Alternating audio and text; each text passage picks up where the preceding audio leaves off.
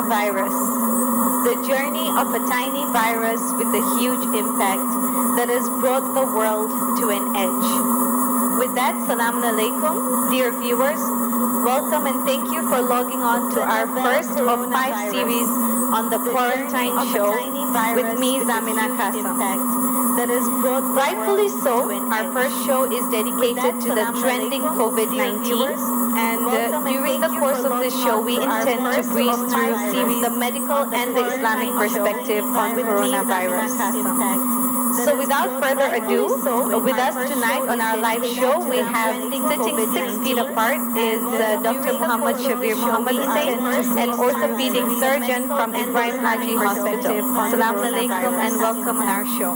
So without further ado, thank you for having me on the show. So before we get into our discussion, I would just like for the viewers to get oriented to our speaker for tonight. So can you please briefly introduce yourself? So I'm born and raised in the beautiful city of Dar es Salaam, and I've done most of my studies here, studying from nursery school up to my secondary. I did my medical degree also in Dar es Salaam itself. Okay, so what exactly are your qualifications and specializations?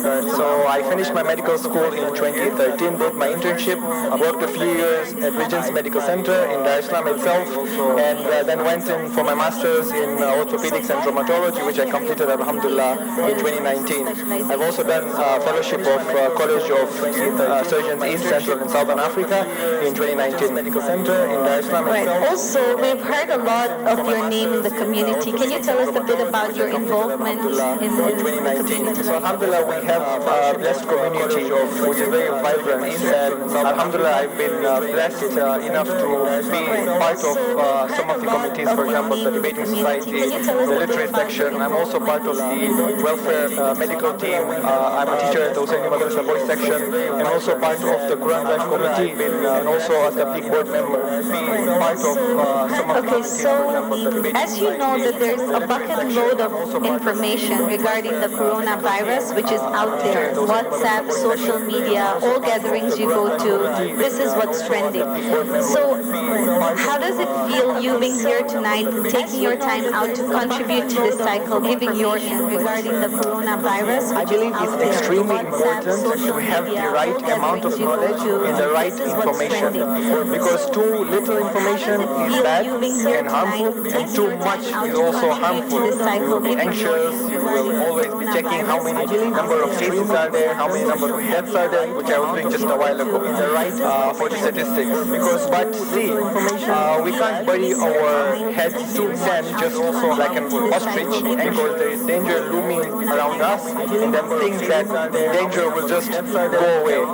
A lot of times we as parents, we think that we are teaching our kids, but a lot of times actually the kids are teaching us.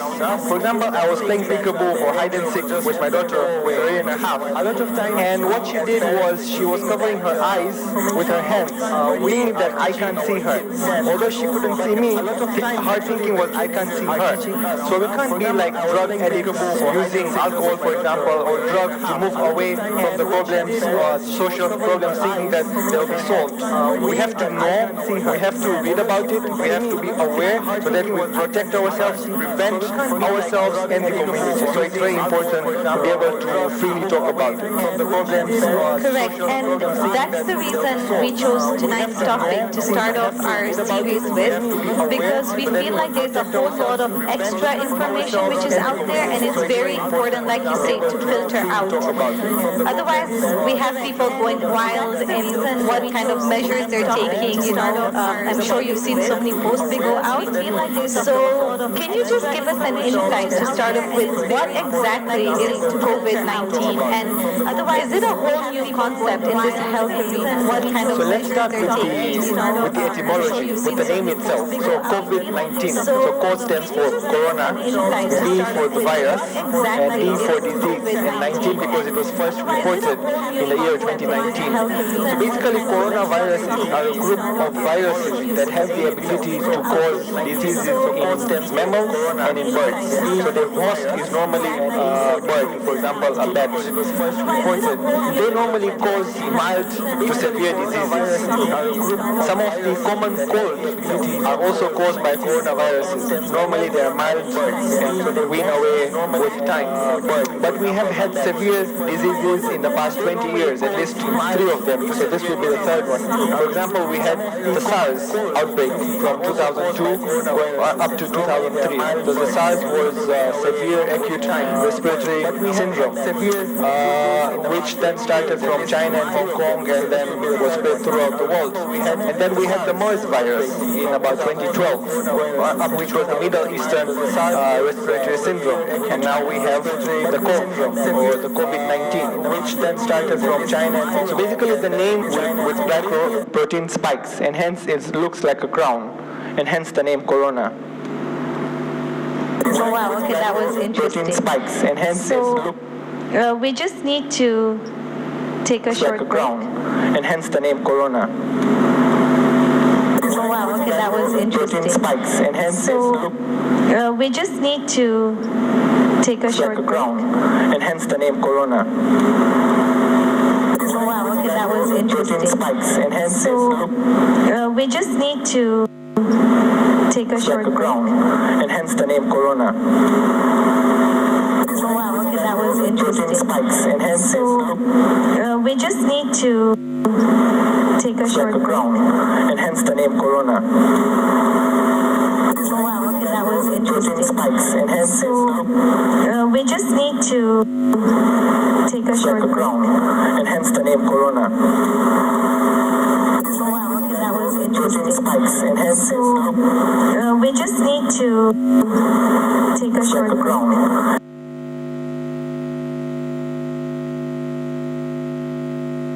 And hence the name corona. Oh wow, okay, that was interesting. Spikes, and hence so we just need to take a short break.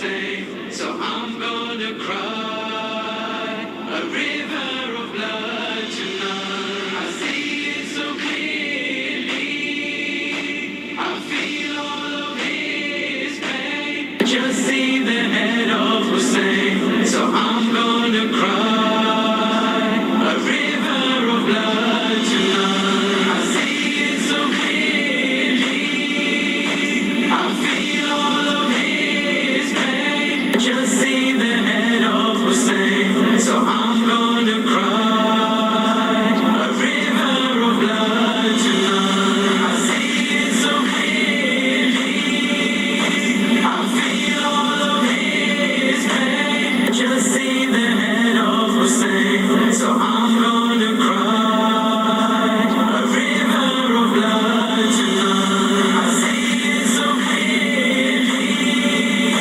I feel all of his pain. Just see the head of Hussein, so I'm gonna cry a river of blood tonight. I see it so clearly, I feel all of his pain. Just see the head of Hussein, so I'm gonna cry a river of blood tonight. I see it so clearly, I feel all of his pain. Just see the head of Hussein. I just see the head of Hussein, so I'm gonna cry a river of blood tonight. السلام على غريب الغرباء، السلام على شهيد الشهداء، السلام.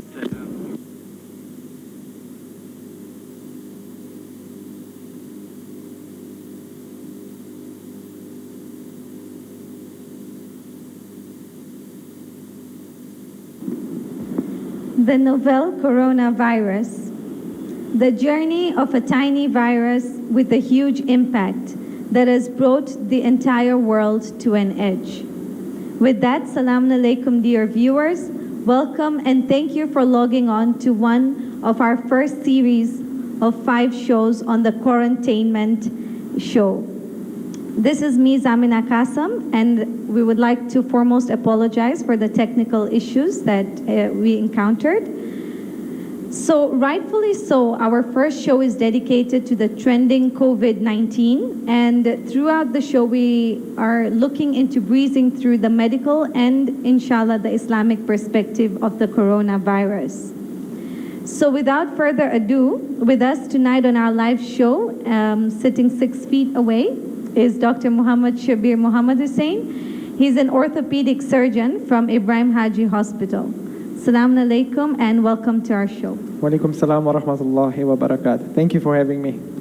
So before we get into our discussion, we would like for the viewers to get oriented to you. So if you can briefly introduce yourself, please. So I was born and raised in the beautiful city of Dar es Salaam. I've done most of my studies in Dar es Salaam itself.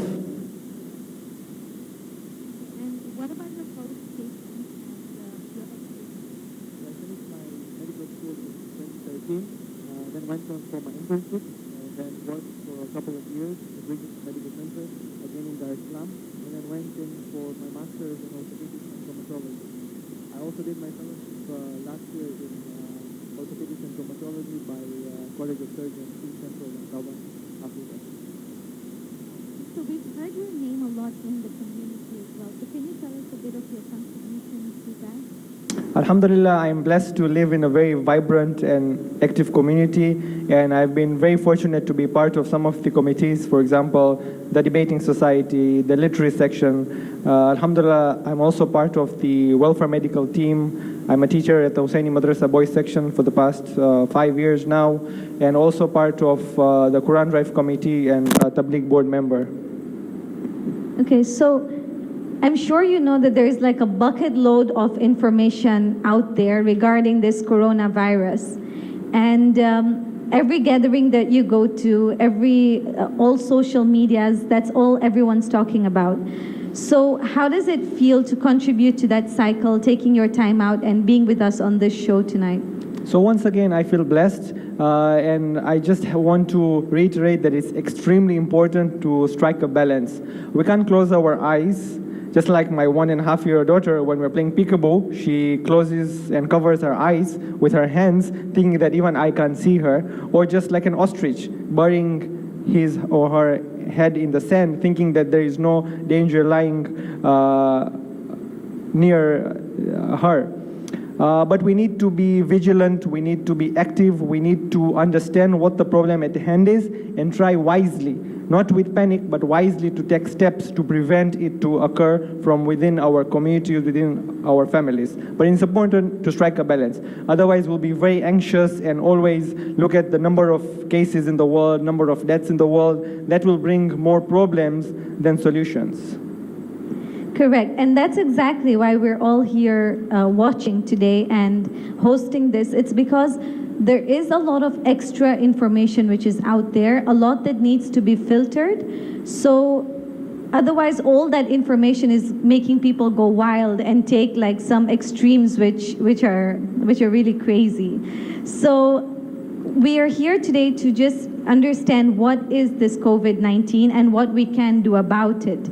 So can you give us an insight into what exactly it is, and is COVID-19 a whole new concept in the health arena?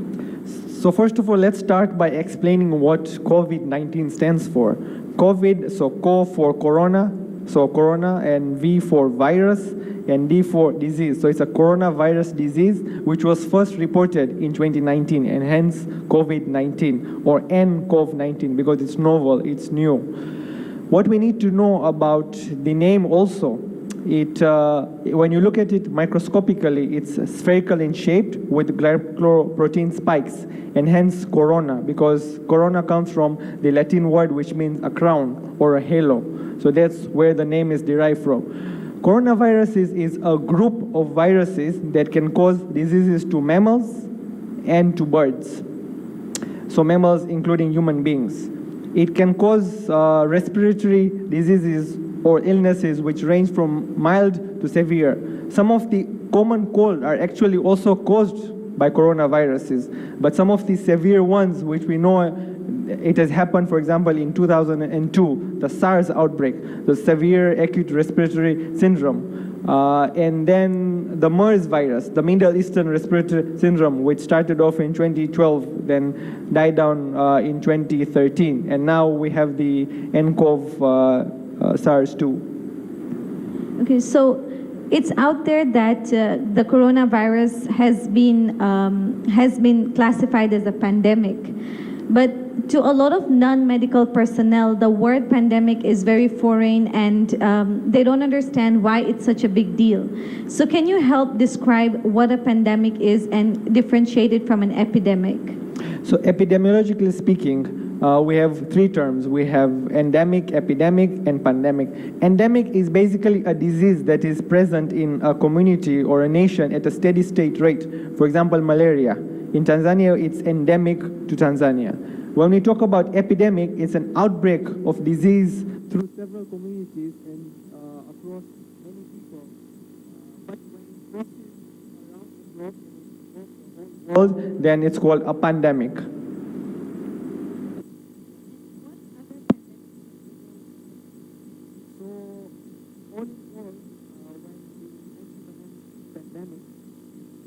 Lots of casualties, a lot of sick people all around the world. There have been quite numerous and quite gruesome pandemics throughout 20th century. For example, the HIV pandemic, which has taken around 36 million people have died because of HIV and AIDS. The Hong Kong flu, for example, which came about in 1968, which killed about 1 million people. The Asian flu, about in 1956, which killed 2 million people. But most importantly, the Spanish flu, just after the World War in about 1918, which lasted about 2 years, killing 25 million people. And then we have, for example, the 6th cholera pandemic, which happened in 1911, killing about 1 million people. But the worst of it was the Black Death, or bubonic plague, which reportedly killed half of the world population at that time, which was about 75 to 200 million estimated deaths by bubonic plague. Wow, I'm sure that was a new concept to many people. Just to pause for a minute, I would just like to remind our viewers that if you have any questions regarding this topic, you can always message them to us on +255 786 419 719. Okay, so getting back on our topic, the COVID-19 started from China, and now it's spread all across the world. Can you give us an insight on where we stand statistically now across the world? So statistically, the last time I checked, we have about we are 3,500 short of 1.4 million cases and 7,508 deaths. But it all started with a few cases in the city of Wuhan. So 31st of December 2019, China reports to WHO, the World Health Organization, that a few atypical causes of respiratory illnesses and diseases and pneumonia have been found in a particular place, which are still investigation, whether it's a resurgence of SARS or not. The next day, 1st of January, the seafood market in Wuhan was closed, and 2 days later, 3rd of January, China confirmed that it is not a resurgence of SARS, but it is a new strain. 7th of January, the genetic component of the nCoV 2019 was established, and 9th of January, the world saw the first death due to COVID-19. And then subsequently it spread to the nearby regions, naturally for those who went out to work or were there for holidays, because because of the new lunar year Chinese, which goes about 25th January. So a lot of Chinese natives returned back to China, and then when they went back home, they went with the virus. So for example, Thailand, Japan, South Korea, they all reported in the second week of January. In the third week of January, 21st of January, the World Health Organization confirmed the first human-to-human transmission of COVID-19. The end of January, 30th January, WHO declared it a public health emergency. The first week of February, unfortunately, saw the death of the whistleblower Dr. Li Wenlian. He died due to coronavirus. He was suspected and arrested because he was giving panic, or he was spreading panic or rumors for this disease, but he unfortunately died to the same disease. This disease does not know borders. This disease does not know nationality. It cuts across throughout the world now, most of the countries throughout the world. High-ranked people, for example, Boris Johnson, who is now in ICU, Prince Charles, Queen Elizabeth, J.K. Rowling, Mrs. Trudeau, Justin Trudeau's wife, Tom Hanks, all have been diagnosed with coronavirus. So it's out here. Wow. Okay, so since you said about borders, on a lighter note, they say pandemic is an epidemic with a P, meaning P for passport, so it crosses borders. It's not confined to one place. So right now, globally, we have to be very careful and take the preventive measures.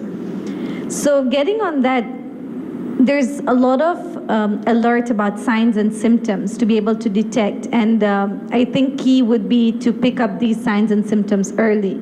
So can you tell us how to classify if those symptoms fall under COVID-19, and especially now, because the weather change in Dar es Salaam, in Tanzania, a lot of people are having viral illnesses, but that's raising concern if it's COVID or not.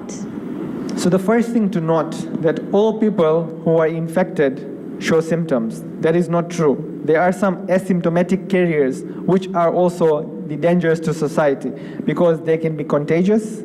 So those people who have no symptoms but are infected with this virus can also transmit. Please note that. They are transmittable, they are contagious, and they are infectious.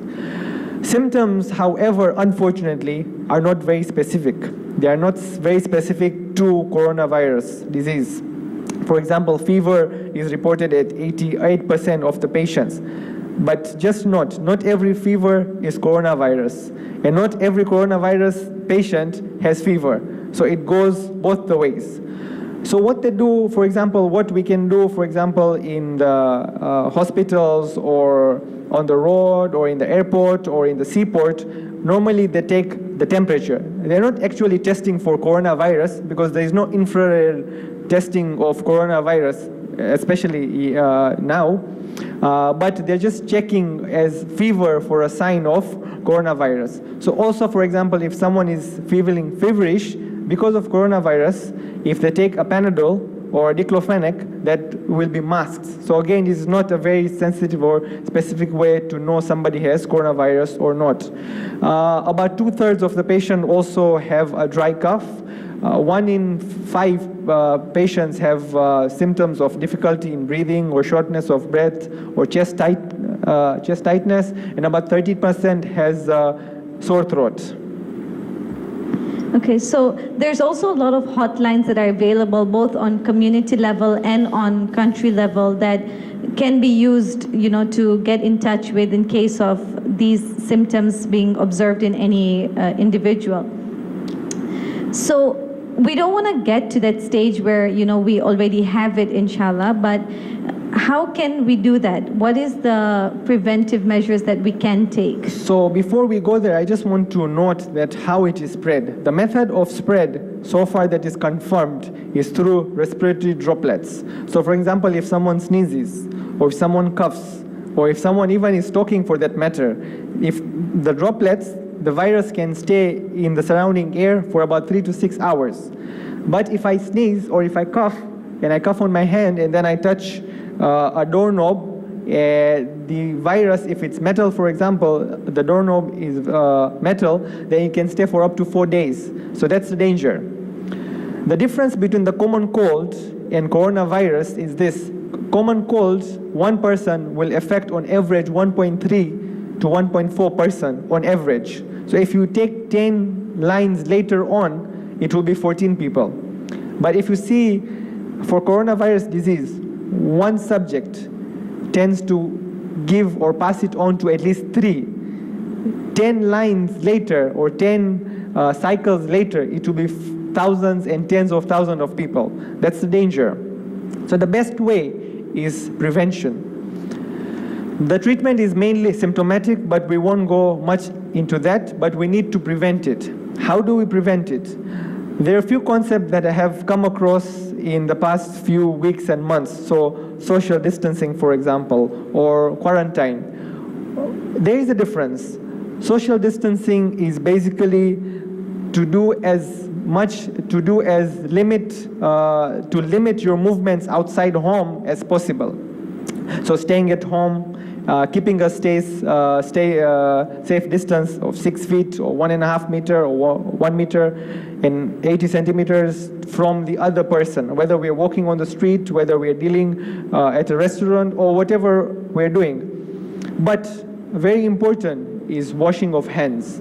You can wash with just water and soap, or you can wash with sanitizer. So washing with hands with soap, you need to do that for at least 30 to 40 seconds. And I tried to time myself, and the average I was normally washing was like 5 to 8 seconds. So it's really, really difficult, and you need to do it consciously to be able to time yourself and to be able to wash your hands properly and thoroughly. So important is to wash as much as possible, as many times as possible. Also, if you're using a sanitizer, half the time will do, so about 20 seconds, and there are videos online on how to thoroughly wash your hands, which you can see online. But other things is you need to clean or disinfect the places which are potentially infected. So for example, doorknobs or places where, for example, your desk or working place or your chairs, you need to do that as often as possible. We also need to learn or remind ourselves how to cough. So for example, we need to use tissue when we're coughing or sneezing and discard that at the same time in a safe place. We don't want to risk also those who are cleaning up to be infected also, because that will be a vicious cycle. One of the things that is most often talked about is to flatten the curve. So flatten the curve means to decrease the amount of sick people at any given time. How countries have been able to flatten the curve is by wearing of mask. Please note that wearing of mask does not mean that you are infected. It is not a sign that if someone is wearing a mask on the street that they are infected. But actually, the one who is wearing the mask is protecting you not to be infected. And he or she, if they wear it, then they are protecting you from not being infected of coronavirus. But if you feel sick, please consult. Consult first by phone if possible, and really if needed, then you come to the hospital. I think there's a lot of take-home points here, especially considering hand hygiene and cleaning of surfaces, doorknobs. It's very important because I think that's more than coming into contact with people, it's also coming into contact with these surfaces, because on average you'd be opening doors, you'll be opening car doors, car handles. There's a lot of things you come into contact with. So to all our viewers, there was a lot of take-home points there, and in case you need any further guidance, you can again get back to us on the number +255 786 419 719. So now that we've spoken about prevention, staying at home, I'm sure it's such a difficult concept, especially for people in this part of the world and everywhere actually, like going to work, it's like stay home, don't do anything outdoors, shut down of worship places. I think it's a huge move, which means that it's serious, right? So going on to the myths that are out there, there's a lot of information out there that this helps you and you should all be doing this, and people are really going wild. So can you brief us on that? What is your input? So a few myths that I've heard of personally is, for example, young people do not get infected. Oh yeah, we do get infected, and now we see cases all over the world. Even deaths occur. Of course, not as much as they do in the elders or the high-risk population. So the high-risk population for death and morbidity and mortality are those who are elderly, those with comorbid conditions, or for example with diabetes, hypertension, heart conditions, immunosuppression. So for example, those on cancer, those who have cancer or are on immunotherapy, for example. These are the high-risk patients. But if you're living in this world, if you have social connections and interactions, you're at risk for transmitting and getting coronavirus. Another was, for example, if we are using 60% of alcohol in sanitizers to wash hands, then we can either drink the disinfectants or drink alcohol, and then we won't get the diseases. That is definitely not true. Actually, I read a report, one person tried to drink the disinfectant and actually died because of the disinfectant, not because of corona. Also, for example, if I take a warm bath, then I won't get the virus. That's not true. And warm, humid climates, we can't get the virus because we're living in a warm and humid place. That's also, unfortunately, not true. I wish it was true. Oh, well, I've actually heard a lot of people say, like, we don't mind, it's still being really peak summer right now. You know, the rains should be delayed because of preventing this COVID-19. But now we have our information and we have all myths proven. So, like we said, quarantine, staying at home, these are all very difficult concepts, and it's rightfully so because it's not the norm. However, I must say that this whole lockdown policies and quarantines have really caused effects at different levels. So like economic levels, moral levels, psychological, you know. So can you maybe help break that down for us? How do you think it has played an impact on these? So in a few weeks' time, the whole dynamics of the world have changed. I never thought in my lifetime I would see a country like Italy or a country like France or a country like United States of America calling for help or seeking for help. For example, one of the leader of a country says that we have tried everything that we can from under the ground. Now all we can do is look above the sky and call for help. So this is the kind of things that have changed drastically and at a very rapid pace. For example, aviation has completely stopped down. There were hundreds of flights daily. Now there is none. So these are the things that lots and lots of people have lost jobs. Economic recession. I'm not economic specialist by any measures or by any standards, but for example, Organization of African Union have estimated a $22 to $88 billion drop in the GDP of developing nations. Globally, estimates have said that COVID will cause a loss of $4 trillion. Olympics have been postponed to 2021. Most of the soccer leagues, English Premier League, for example, has been postponed indefinitely. Sorry, Liverpool fans, not this year, probably next year. When we talk about moral issues, we have seen the true heroes who are, for example, the healthcare workers, the medics who are in the first line. People are now appreciating and starting to appreciate the work done. For example, in Italy, in India, in France, there were a time that they clapped for the medical team. For example, in UK, there was a time that they made a time that this time they would clap for the NHS workers. So appreciation is taking place. But on the other hand, unfortunately, we see someone use mafia-style leadership and block 3 million masks from going to where they were supposed to go, and fighting over tissue rolls. These are things that are unprecedented. I read reports in Italy, for example, people are now stealing from the elderly and the aged population. So that's creating a bit of havoc. But most importantly is the psychological issues that will be prevalent much more than the disease itself.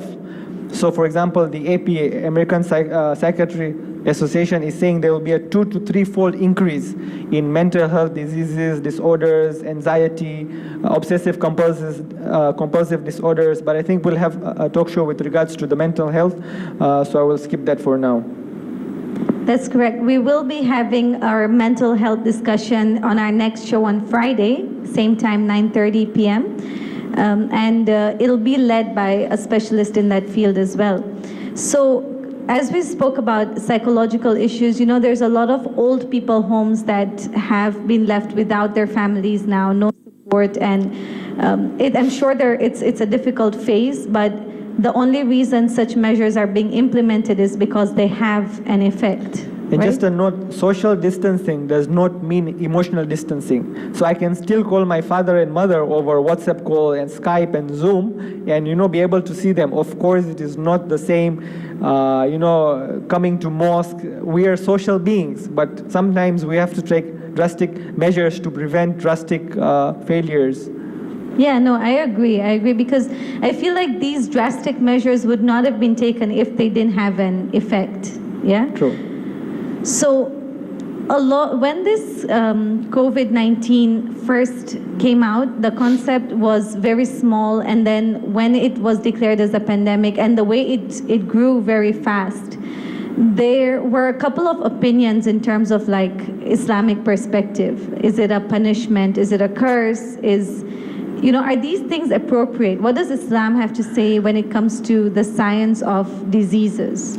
So first things first, the beauty about Islam, it's a holistic religion. It's not only teaching me how to pray or how to be obedient to God, but it is a religion that takes every aspect of my life into place. An interesting article for us to read, it's in the National Geographic 2016, November-December. The title is How Early Islamic Science Advanced Medicine. So Islam and Muslim scientists have played a huge role in the development of science, including medicine. The golden age of scientific discovery is not the 21st century, it's the 7th century. And that is because the Muslim scholars were giving huge impacts in the field of medicine. A few examples, for example, in the 9th century, Rhazes or Al-Razi was a physician and a chemist. In the 10th, Al-Zahrawi was a surgeon. In the 11th century, Avicenna or Ibn Sina, he was a physician who first said that some diseases are contagious. So they used to quarantine for 40 days. It used to call Arbainia. So they used to take away people for 40 days. And this concept, the Italians took it, and therefore they call it quarantena. And therefore now we know it as quarantine. It's interesting that the fifth Imam alayhi salam, Imam Muhammad al-Baqir alayhi salam, he said that I advise you to have taqwa because this brings well-being from devastation and benefit when returning to Allah. It's interesting to know that Imam uses the word taqwa. What is taqwa? Taqwa is basically vigilance. So vigilance, yes, in the spiritual sense, but also in the physical sense. What do we see when we are talking about coronavirus? Be vigilant. Don't touch here, wash your hands, clean, maintain social distancing. It's being vigilant. So we need to be vigilant. If we have taqwa, so scholars have said that if you are vigilant when you do not believe in God, it's like you're in a dark room or blindfolded and trying not to touch things. You'll be dark, you might be able to avoid it, but there's some things inadvertently you will do it. But if we have taqwa, it will be like the sunshine is shining or a room full of lights where God will be guiding you on things to do and things not to do. So we have to be vigilant. So these are the few things that we need to keep in mind. So, you know, this Islamic perspective on COVID-19 is one of the topics that really gets me so enthusiastic. So I'm just going to use this moment to take a short break, a 1-minute break. Meanwhile, I'm just going to ask you all, in case you do have any of your questions, if you would like any of our references, please get in touch with us once again on +255 786 419 719. We'll be back in just a minute break. Thank you.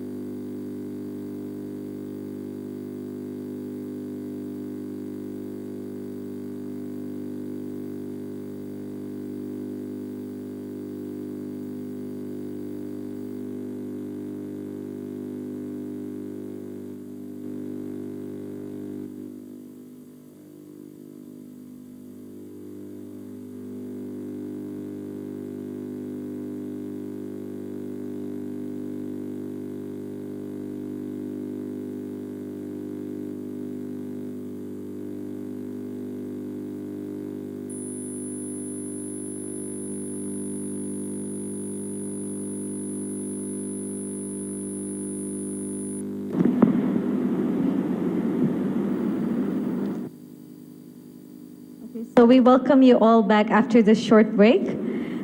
As we said, we were on the Islamic perspective on it. So coming to curse or punishment, what's your opinion on that? So I will use sources which are valid and scholars have verified it. If we say that it's a punishment or a curse, then basically we are condemning all those who are affected. Previously, when it started in China and then it went to Iran, people said, oh no, because China is oppressing Uyghur Muslims, which it's on a topic on its own, which I don't want to get into for now, because it's beyond the scope of today's talk. But to generalize it, it's not right. Allah, in 113 of the 114 chapters, starts with Bismillahir Rahmanir Rahim. He is Rahman, He is Rahim. We know that Sabaqat Rahmatuhu Ghadaba. His mercy overpowers His anger. So He's merciful. And anything that happens with the permission of Allah subhanahu wa ta'ala. Whether it is man-made, whether it is natural-made, the conspiracy theories are there. But we need to take a sign, we need to take a lesson. Whatever is happening is a sign for us. There came a point in time that Fir'aun, for example, he was saying, Ana rabbukumul a'ala. In today's time, there were superpowers saying that we have invested trillions of dollars in military power and we can destroy any nation we want. Samahani, a small virus, a speck of thing that you can't even see, and you're trying to find out using an electron microscope. It's destroying nations, it's destroying the economy, it's destroying a lot of people, property. So we need to take lessons and signs from it. Imam Ali alayhi salam says in Nahj Balagha, be intertwined with the Quran, because when you sit, two things will happen. You will be guided, one you will lose and one you will win. You will win in guidance and you will lose in misguidance. So one scholar was very wise. He came up with a conversation which I would like to read out a few parts of it. So he asks God, why did you create the coronavirus? Or why did you let people create the coronavirus? Allah subhanahu wa ta'ala replies, Surah Baqarah, verse 216. Yet it may be that you dislike something which is good for you, but it may be that you love something which is bad for you. I know what you do not know. The person asks Allah subhanahu wa ta'ala, can our sins be blamed for this difficult time? Indeed, it is a difficult time. Allah says in Surah Shura, whatever affliction that strikes you is because of what you have done. So Allah, what should we do? Surah Ghafir, Surah number 40, verse 60, Allah replies, your Lord has said, call me and I will answer you. So we need to call out to Him. We need to take this quarantine time, social distancing time to find ourselves. Sometimes we lose ourselves. We have lost ourselves in our daily routine, the 8 to 8 routine. We eat, we sleep, we go to work, come back, and do our chores and go to sleep. We have no time for the Creator.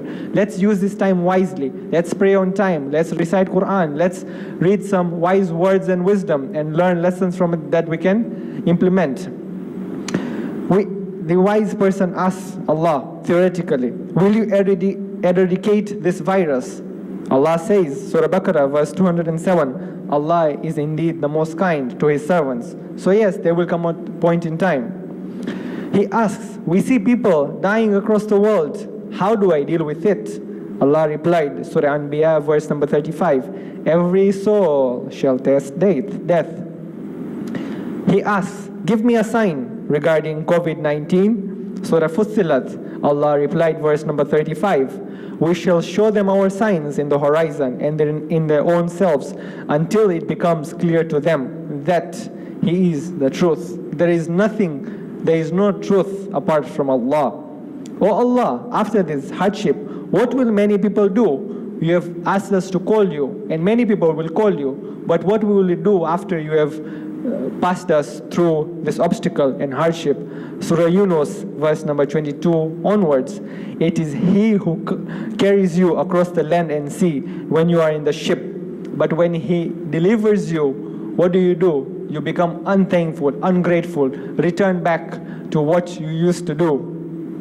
What should we be doing now and after the crisis? Allah replies, Surah Ibrahim, verse number 7, if you are grateful, I will embrace you in blessing. If you are ungrateful, indeed, Adhabun Alim, my punishment is severe. Wow, mashallah. I think it's so true that all the answers to everything that we have is in the Quran. And that brings me to something that I find really interesting and that I connect to is that the story of Prophet Musa, when him and his people they reached the river banks and the entire army of the enemies were right behind him. And at that point in time, to the people, there seemed to be no way forward. That was the end. But it's just then when Prophet Musa saw beyond that and he straight away uttered, that Allah is with me. So the same way I like to think of this as, we have reached this place that it's not the end. The COVID-19 is not the end. The enemy that is behind us can be regarded as the COVID-19. We have reached a place where you may want to see that there is no way forward, but indeed Allah is with us and we will get through it, inshallah. So just before we go forward, there's a couple questions that have come in. One of them is, does the virus stay in the sinus area in the initial stages? So basically, I think the question which the person is trying to ask is how do we diagnose? So for example, they were talking about the nasal swabs. Basically, if you want to diagnose COVID or confirm COVID-19, basically nasal swabs are taken and a polymerase chain reaction, a PCR is done with regards to the virus. So yes, they are transferred as or transmitted as respiratory droplets going through the nasal cavity, then moving on to the lungs. So yes. Okay. What about the next question is the chances of reinfection with COVID-19 after recovering from the first infection? What do the researchers have to say on that? So as we mentioned before, COVID-19, it's known as a novel virus. It is still, researches are taking place. But the latest research that I read, or the reports are, in China, for example, patients who had recovered are now testing positive again. So we really are not sure once infection or infection once can cause an immunity which can be there for a short time or a long time. Most of the viruses, fortunately, once you get it, for example, mumps, for example, you get it once in your life and it is very rare or it doesn't occur at all for a second time because you develop immunity. COVID-19, it's still novel, it's still under research, but that's as far as I know so far. Okay, and like we say that there was a lot of information on media, so one of our viewers is asking that the media says virus will peak after a certain time. What do they mean when they say it will peak? So peak means the number of confirmed cases will be at the extreme high. It will be at the highest because, as I mentioned before, each person infected will infect at least 3 or 4 more. So if 3 or 4 cycles, and we know the incubation period between 4 and 14 days, on average is about 7.5 days. So if the cycles happen, so 3 cycles happen, so when one person, if you do it exponentially 4 times, we see that at least 100 plus cases we can see. Epidemiologically speaking, in most of the countries, the cases have peaked in the 3rd week. The first case in Tanzania was reported on March 16th. So we are entering into 3rd week as we speak. So fingers crossed. So we are having a lot of questions, comments, and it's lovely to hear from all of you, but because of time constraints, we will get back to you either personally on WhatsApp or on our next show as well, since we're on a series of 5. I would like to take this opportunity to at least wrap up, give them some take-home points, and what I have learned from this is that hand hygiene is key to everything, staying home. We have to resonate with the global quote that's stay home, stay safe, social distancing, hand hygienes. So, and like you said initially, that we're all in this together. It knows no boundaries, it knows no status, everyone is in it together. So to have you here and they say that an informed, activated population is vital in protecting a public health. So having you here and sharing your time, your knowledge with us has been really insightful, and I would like to thank you for being on the show with us. And I would also like to say that we have these guidelines from the government, so we should be, I think, going in key with that because they have done their research and I'm sure that they're giving it from an expertise level, right? Correct? Yes. Yeah. Okay, so quoting the United Nations, what the world needs now is solidarity. And with solidarity, we can defeat the virus and build a better world. So till then, we need to stay safe, pray, this too shall pass. So we'll see you again on Friday, inshallah, same time, 9:30 p.m. for our second series on mental health. Masalam.